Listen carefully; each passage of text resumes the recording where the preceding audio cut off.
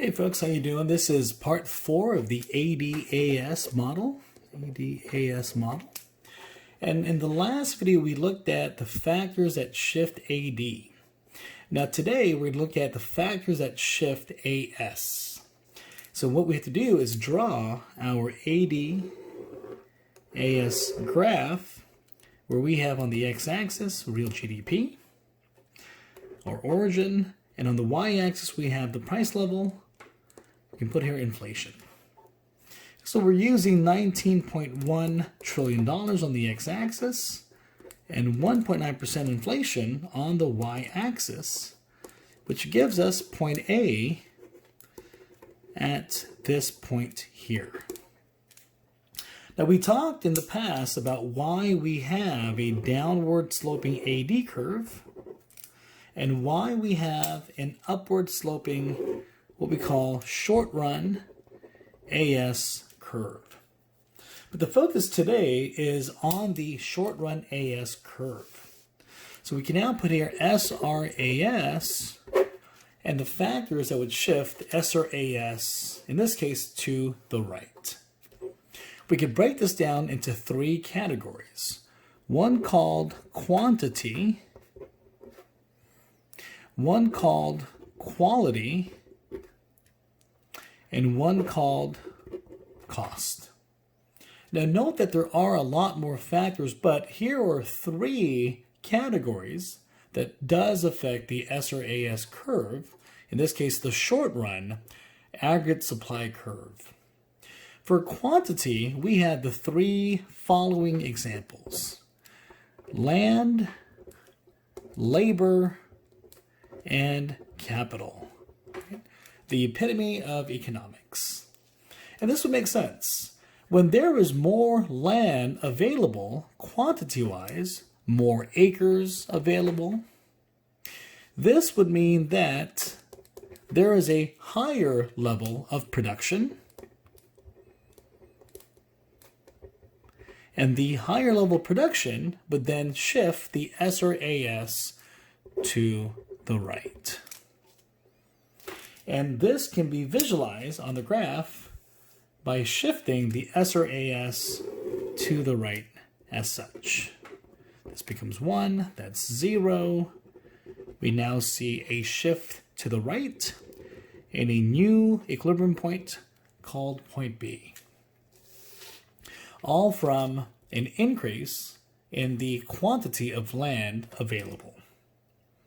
Now, we also know that when we increase the number of labor, the sheer number of labor, there are more goods produced. Production increases when there are more people who can make more goods. And when we see an increase in production, the SRAS will shift to the right. And now we can see as well with capital, if there is more money available to be lent, this could also increase the production. Companies can now use the capital to either borrow machinery, to maybe renovate a building, to build skyscrapers, a business park, and that could again increase production, which would shift SRAS to the right, under the quantity category.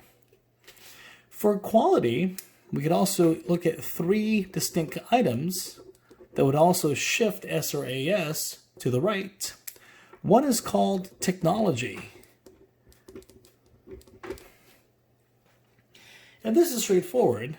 If we see companies investing more in technology, the production of goods will increase. It becomes more efficient to produce goods at a faster rate. Take, for example, the vehicles in the assembly line. When now we have robotics that are now putting together vehicles, they're doing so at a much more efficient rate, as what humans would be if we were the ones who are still assembling vehicles. Besides technology, a good segue is the amount of research and development that companies would put in to figure out how better ways to improve the technology. And when there's an increase in the research and development, this would also increase the production of goods available, thereby shifting the S or AS to the right.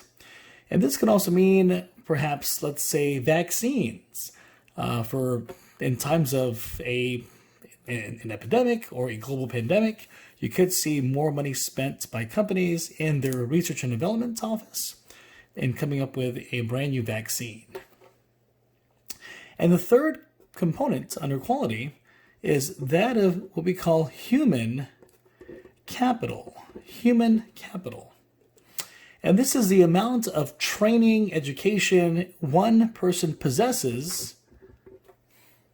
And if you are, let's say, specialized in a certain field, then you are going to be more efficient in producing a certain product or a certain service.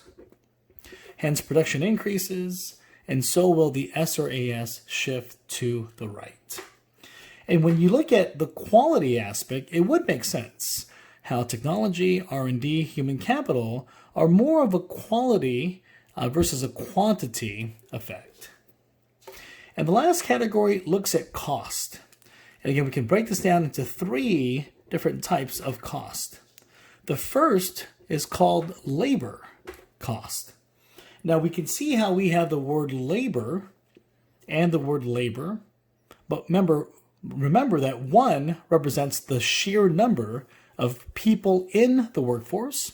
The other represents the wages that employers must pay to have laborers make goods. So in order for the S or AS to shift to the right, labor costs must decrease. Because if wages are decreasing, that would mean that employers can now perhaps increase the number of workers, which could also increase the goods produced, thereby shifting S or AS to the right, as we can see at point B. Another example of costs is something called energy. So in order to build certain things, you need to have energy, from natural gas to petroleum. So when you see energy costs decreasing, it allows factories to be able to produce more goods when the cost of energy is less. And you kind of see as you can kind of see energy as an input in making the final good. And the last component under costs is that of sales taxes. If you remember that taxes, primarily sales taxes, it's a disincentive for producers in producing more. If we could see a decrease in sales taxes, this would actually encourage producers to want to produce more, so the production of goods will increase. Thereby, the S or AS will shift to the right, as we can see. So notice how we have 3 categories. 2 would all have to increase land, labor, capital, technology, R&D, human capital, and the last category, cost, would need to decrease in order to have the short-run aggregate supply curve to shift to the right, as we can see on our graph, the ADAS model at point B. And those